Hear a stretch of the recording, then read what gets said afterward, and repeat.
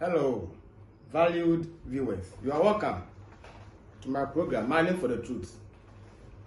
Greetings to everyone all over the world. I welcome my listeners from Australia, Dubai, USA, Nigeria, South Africa, India, everywhere in the world. Thank you for making the time to join me live, both Facebook and then YouTube. Please subscribe to my YouTube channel, Mining for the Truth. So it can be found both on Facebook and then YouTube. I need more subscribers. I welcome all my listeners once again. Brothers and Mokobina, UMass Church, Esikado, Taprade, and then my beloved, Doris Odonko. I love you so much. As I promised last week, I'm tired for Train Up the Child in the Lord, episodes 1 to 11. So we're going to continue with sermon, as I said. And the title is, Are You Righteous? 2 Samuel 12 verse 5. Are you righteous? So I will read and then we move on. So 2 Samuel 12 verse 5. Then David's anger was greatly kindled against the man, and he said to Nathan, As the Lord lives, the man who has done this deserves to die. Are you righteous? Now, before we start, the story revolves around a womanizer king, David. Go to 2 Samuel 11, verse 1 to 18. Now, I'll read the verse 1, and then the rest, I'll summarize it. 2 Samuel 11, verse 1. In the spring of the year, the time when kings go out to battle, David sent Joab and a servant with him, and all Israel, and they ravaged the Ammonites and besieged Rabbah. But David remained at Jerusalem. So you see, one thing that you will not find with Saul is that King Saul was always with the army. And to some point, he even died by his own sword. To tell you that he never sat at his kingdom and then chose delegate to fight for the Israelites. It was time for kings to lead their country or their empire to war. But David chose Joab. So as I said, 2 Samuel 11, verse 1 to 18 is saying that when King David was walking majestically on his roof, majestic walking and then surveying, he saw that Bathsheba was bathing. He saw, he watched, he coveted, and therefore he sent for him and he raped her, and this yielded a pregnancy. He killed the husband, Uriah. Now, 2 Samuel 11, verse 27 is saying that Bathsheba grieved a lot over her dead husband, and David married her afterwards. But God was displeased with David. So, when it comes to 2 Samuel 12, verse 1 to 4, God sent Nathan, and he was to go and then rebuke David for his covered sin. Now, when he went, he spoke to him in parables that there lived two men. One was rich, one was poor. The rich man had herds and flocks, and the poor man had only one ewe, and the ewe was his personal pet. He loved the ewe so much. But when the rich man had a visitor, he killed the only one ewe from the poor man, prepared a meal to serve the visitor. And David became so annoyed. And as I read earlier, 2 Samuel 12 verse 5. Then David's anger was greatly kindled against the man. And he said to Nathan, As the Lord lives, the man who has done this deserves to die. So, introduction. David was an impatient person who saw himself so righteous than anyone. He saw himself to be righteous. You have killed, raped, has covered it because he was a king. I'm told that he was so big, so no one could vet him. And this same thing happens in our world. I am hereby informing you that when you have offended your church, and the leaders and elders have gathered to address the issue, those who are so much aggressive against you are the same as David. They have the same problem in their house, being worse than yours, but they are not able to address it. David was the epitome of the crucified him personality. So you see that when the Pilate was even patient, the crowd said, "Crucify Jesus." Same as David, crucify him. He concluded hypocritically, as we read in 2 Samuel 12 verse 5. He was at fault. David himself was at fault, but failed to recognize it. Now, verse 6 of 2 Samuel 12.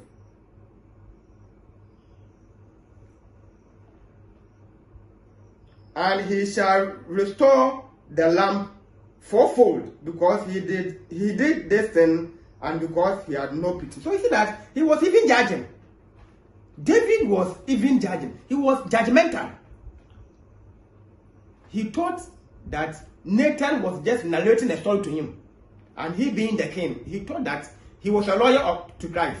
You are hereby informed, anybody in the church, any church, that on the day of judgment, Jesus Christ will not choose you as his personal lawyer to come with your book, your register, to give accounts of your church members. We are all sinners.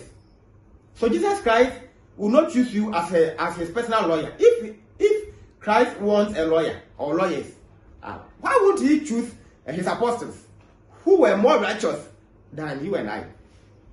You are a hypocrite as you sit and then you listen to me. If you fall under David's category, he never knew he was the main convict. So 2 Samuel 12 verse 7. Nathan said to David, "You are the man. You are the man." I won't even waste time to read all the rest. You are the man. Upon all his hypocrisy, his judgments, not knowing that he was the main convict.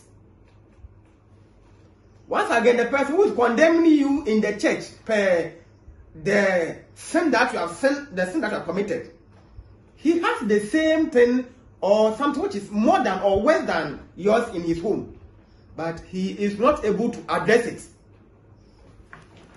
And that is the highest form of hypocrisy. Now, still on David. At times I don't know why people love David so much. In my own view, what he did to be better was that he killed Goliath. Number 2, he counseled Solomon to follow God. To follow the statute of God from onset. That's all. Now let's go to 1 Kings 5 verse 2. Now if you go to the verse 1, Adonijah was supposed to be the rightful king. In fact, if you go to 1 Kings 1 verse 1, David was going to die. So there was a need for successor. And Adonijah, 1 Kings 1 verse 5, has already proclaimed himself as a king because he was the right successor or the next of kin to King David. Now, if you go to the same 1 Samuel 1 verse 17, I read, "She said to him, My Lord, you swore to your servant by the Lord your God, saying, Solomon your son shall reign after me, and he shall sit on my throne." So this is Bathsheba. Because David raped Bathsheba, don't think that David married Bathsheba lawfully. It was an illegal marriage because, I mean, how can you rape someone, kill the husband, and force to marry her? Because he was the king of Israel. And who are you to go and interrogate the king or to disobey the king's command? So even when he said that Bathsheba should visit him, she couldn't refuse. And then she was raped.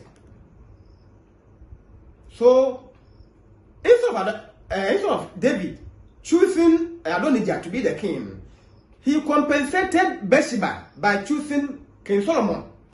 Rather, this is the truth why King Solomon was chosen over Adonijah, as a compensation to his rapist wife, or his raped wife, Bathsheba. So that's why, but initially, Adonijah has proclaimed himself king. So 1 Kings 1 verse 5. Now Adonijah, the son of Haggith, exalted himself, saying, I will be the king. And he prepared for himself chariots and horsemen and 50 men to run before him. So it's that already, because he knew he was the right person. Once again, I was saying that the best thing that I can recall from David was when he killed Goliath, and then when he also advised King Solomon. But David was a poor father. He was a father who never rebuked his son. Now, let's prove this. 1 Kings 1 verse 6. His father had never at any time displeased him by asking, why have you done this? Why have you done that and so? So you see that David lacked the courage to reprimand his children. I didn't see it in the Bible that David called his own son Adonijah to order when he was misbehaving. And the same thing to Absalom. When he began as proud and arrogant, he won the heart of the Israelites. It's like 2 Samuel 15, right? I'm sure. Verse 1 to 6. Yeah, I should be sure because at least I've studied the Old Testament. Yeah, it is true. So 2 Samuel 15 verse 1 to 6. When Absalom began as proud and then arrogant, David was there and was watching him. Until verse 6, when he won the hearts of the Israelites, he said that if he was a king, he could have done better to their issues than his father. And on and on and on and on. He was able to sack his own father into the bush, and then he became by force king. So you see the man that we are going to discuss about. You see his traits, his own character. And now he's pretending to be righteous. Once again, the man, the person who is the pastor, the preacher, the elder, the deacon, the deaconess, the person who is so much angry with you for the sin that have committed in the church. It's rather the main convict. He has the same thing in his home. But when he goes to his home, he cannot talk. But when he goes out, he brags as the most righteous. Are you righteous? Now, we are going to bring the story to the New Testament. Matthew 7 verse 5. Matthew 7 verse 5 and Luke 6 verse 42. I'm going to do exegesis of Matthew 7 verse 5 and Luke 6 verse 42. And it has a direct linkage to the story of David. In 2 Samuel 12 verse 1 to 7. Matthew 7 verse 5. I read, you hypocrites, first remove the beam from your own eye, and then you will see clearly to remove the speck from your brother's eye. I repeat it. You hypocrites. So you see how the reading starts. You hypocrites, first remove the beam from your own eye, and then you will see clearly to remove the speck from your brother's eye. Now we move on to Luke 6:42.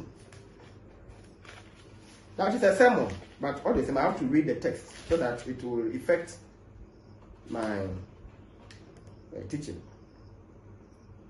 Or how can you say to your brother, brother, let me remove the speck that is in your eye, when you yourself do not behold the plank that is in your eye? You hypocrites, remove first the plank from your eye, from your own eye, and then you will see clearly to remove the speck that is in your brother's eye. You hypocrites. David was a complete hypocrite. So we are now going to exegete Matthew 7 verse 5, Luke 6 verse 42. I love challenge. The verse emphasizes the relevance of self-awareness and humility before trying to help others. Self-awareness and humility before trying to help others. So first of all, you have to examine yourself. Before you go and criticize someone, I know a man, an elderly man, who told me that he used to be the cabinet members of the chief's palace, but her daughter got pregnant, and since then he has stopped going to the palace to settle issues on teenage pregnancy. Then intentionally, no, even though I know why, but I asked him why. They say, teacher, but already I'm a failure. My own daughter is pregnant or was pregnant. I couldn't watch over her well. So how can I go to the chief palace as an elderly man to go and settle a dispute concerning someone's daughter who is pregnant? They're going to refer me. So based on that, I won't even be part. They don't know why, but I don't go to such gathering again. Are you righteous? And this man is a Pentecost elder. This is pure Christianity. You claim to be in the Lord's church.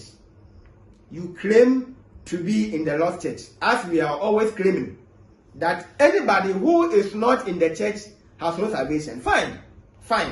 Then this means that you shall be righteous enough. See what someone is saying.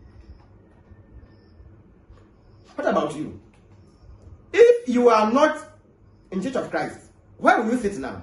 For those churches, when if you're not able to take care of your own home well or your own house well, for example, the story that I said, they give you a seat to sit at the back, where they will all know that you are now a sinner. They're going to strip you of a position, in case you're unaware, because you are a failure.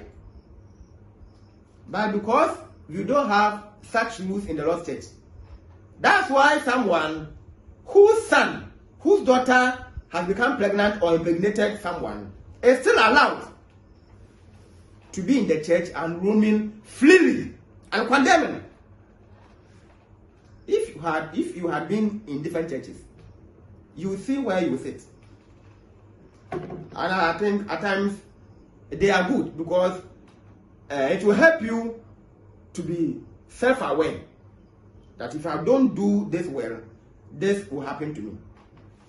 Before correcting or judging others for their fault, we must first examine ourselves. We must do self-examination. We must first examine ourselves and deal with our own flaws and shortcomings. Now, flaw in engineering is a defect. And when we say flaw, as I'm saying, then it means there's an error with you. So there's a deficiency somewhere. First, examine yourself to deal. The word is, so when you see it, of course, the examination will or has revealed your flaws and shortcomings. You don't have to leave them there. You deal with them before you correct. So we are saying that if your child is in the house, has not been coming to church, if your child has become impregnated your son has impregnated someone, your daughter is or has been impregnated, has confessed in the church, from then onwards is when you have to keep quiet to settle dispute involving a brother or a sister who is in the same state or condition. Because you yourself, you were a failure. You couldn't even take care of your own home. How can you go and take care of someone's? We move on with the exegesis. It is a call to self-concept. Know yourself. Man, know thyself. Humility and honesty. Are you honest? You. I'm asking you, are you honest? You are hypocrites. Condemning your brother. Are you honest? So don't you have the same issue in your home?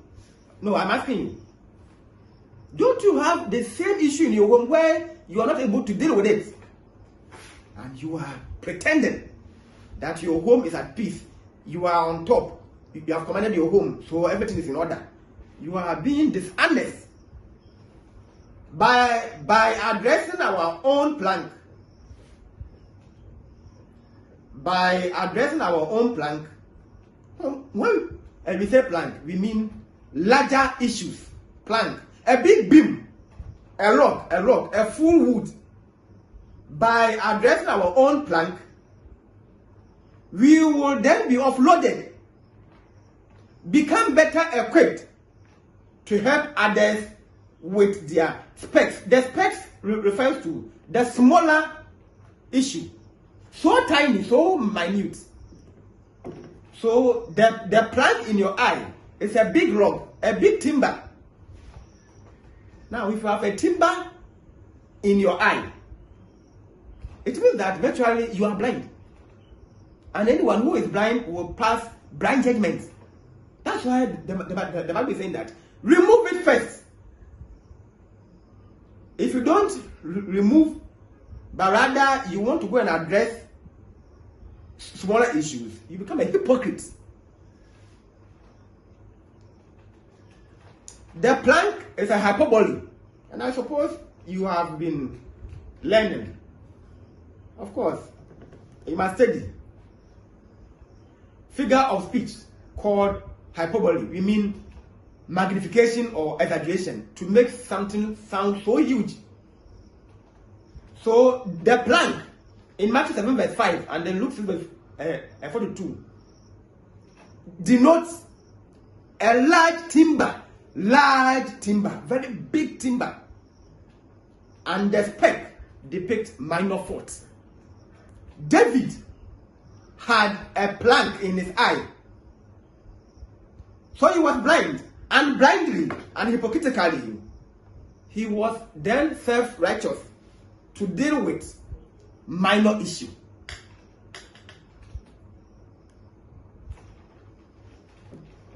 Are you righteous? My brother, my sister, whoever you are, and whoever is listening. How do you address people's issues? How do you appear? And I could see that David was an African. Only an African. Now, when you see that an African man is laughing, dancing, and jubilating, it means that his fellow African is in trouble. Only an African man will dance, will laugh, and jubilate when his brother is in affection. So I assume that David was an African man. I assume. So I could remember that, or I could assume he was moving side and side. Maybe he was even sweating because his friend was in danger. And being the king, he was going to pass judgment. I'm saying that once again, on the day of judgment, Jesus Christ is not going to use you as a judge. You are nobody to Christ. If he wants, he will choose his apostles. You and I are so wicked. And therefore, he doesn't need us to be his judge against his judgments. He is all known. He knows what to do. And we are going to be judged separately. No one is perfect in this life.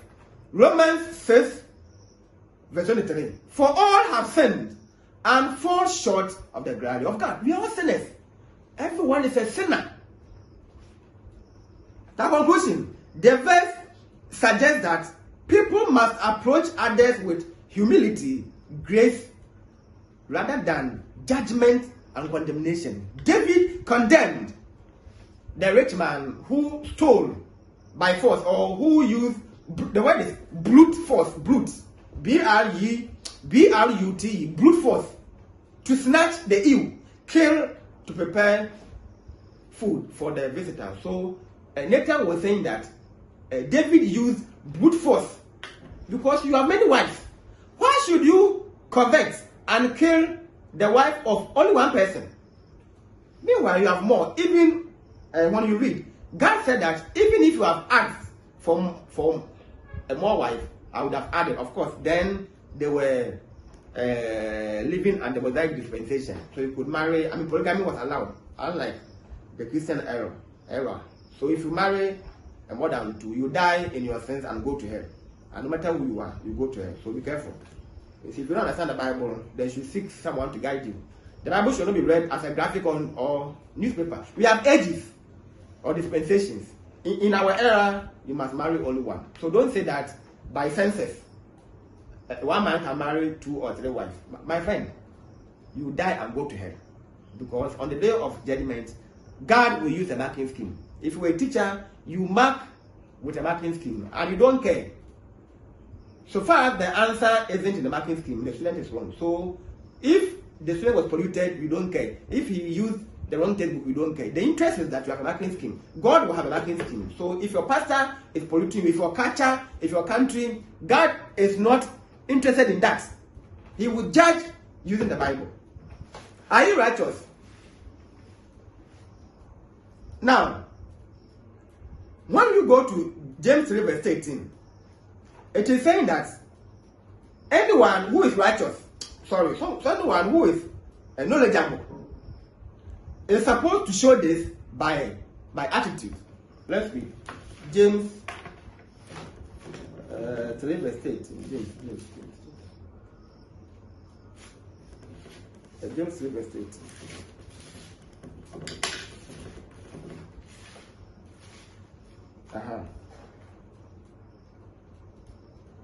Who is a wise and understanding man among you?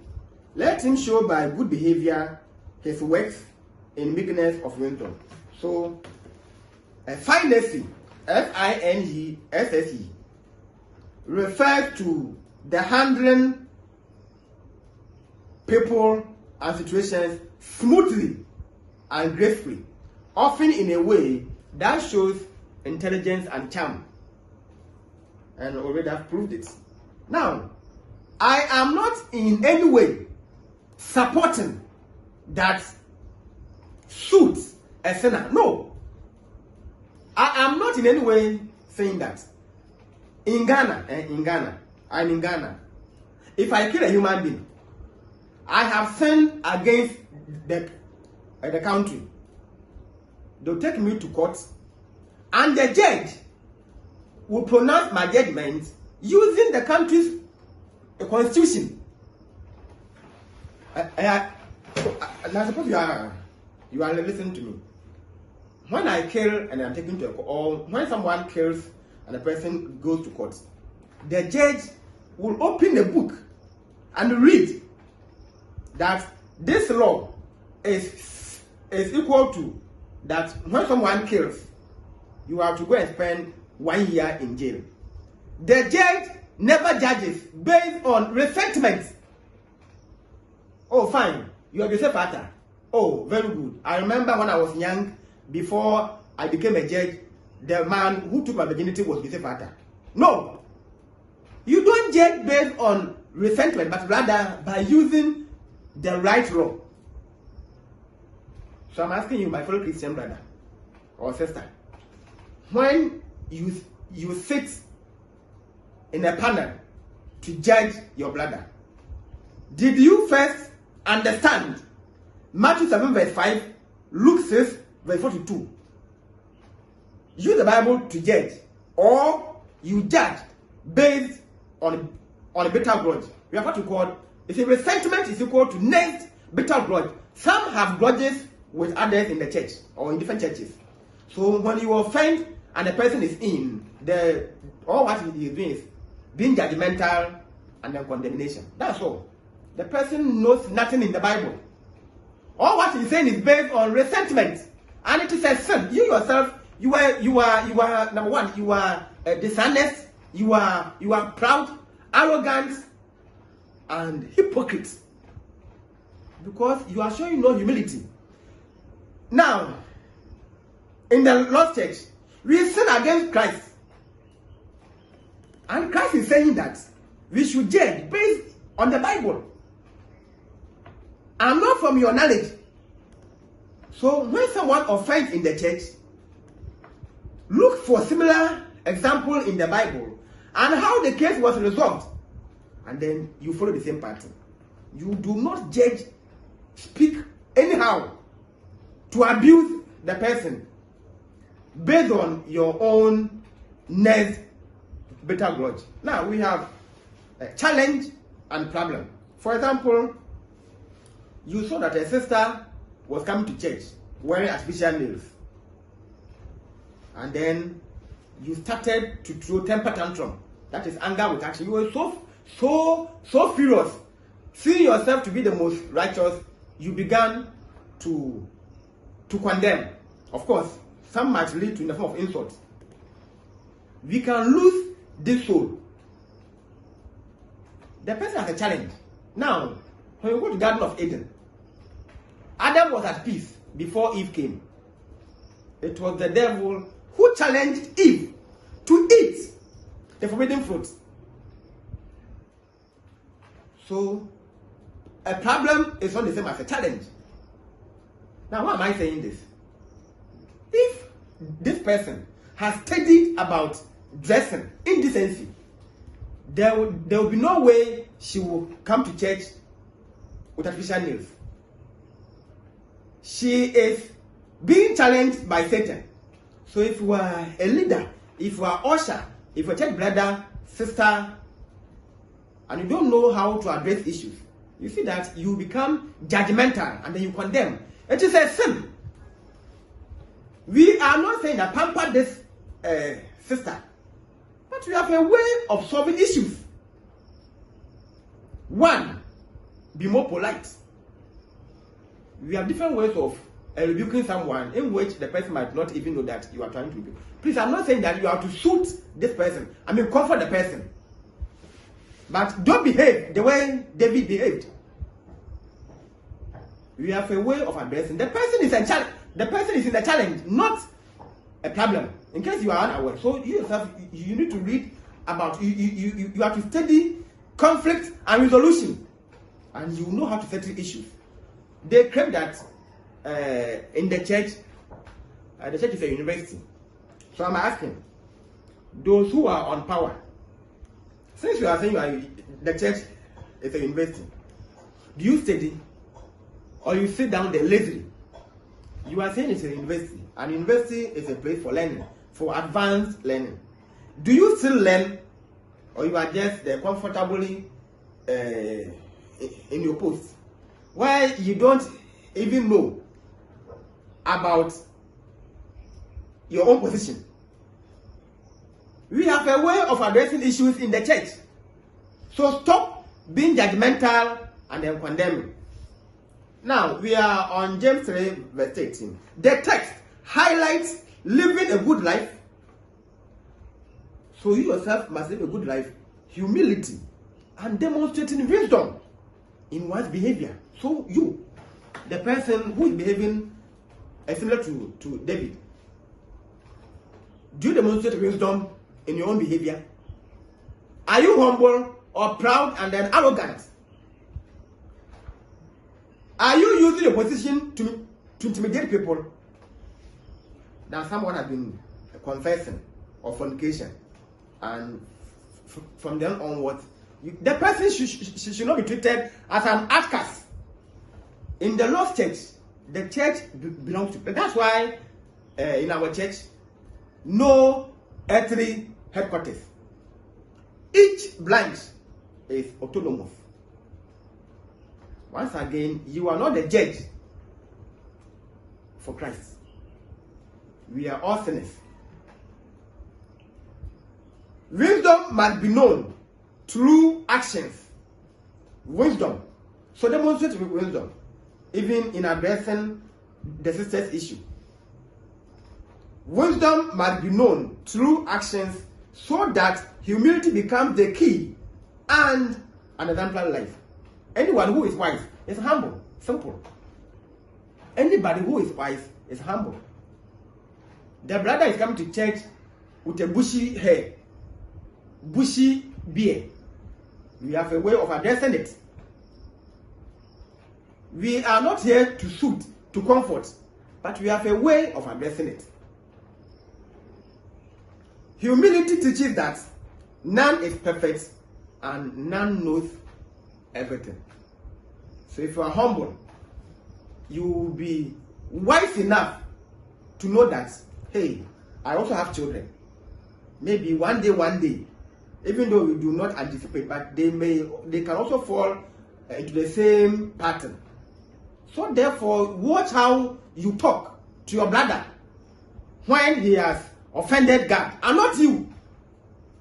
We don't offend a fellow human being. Just as the courts will use the country's or the state's constitution to judge the criminal or the offender, the same thing that also in the church of Christ. When a brother offends, those who will sit to address the issue must use the Bible, a constitution. But first of all, you must understand the concept behind Matthew 7 verse 5 and Luke 6 verse 42. Of course, David didn't see the New Testament. He was a hypocrite. He was with the greater sin, and rather he covered it as a hypocrite, dishonest, and was condemning someone. He was so happy. My brother is in trouble, so I will go there and judge, not knowing that he was the man. So, as said by Nathan, you are the man. In fact, I love the boldness of Nathan. You are the man. You are the man. Are you righteous? You are the man. On that note, I will end my sermon here. Next week, God's will still be a sermon. Living with a mask.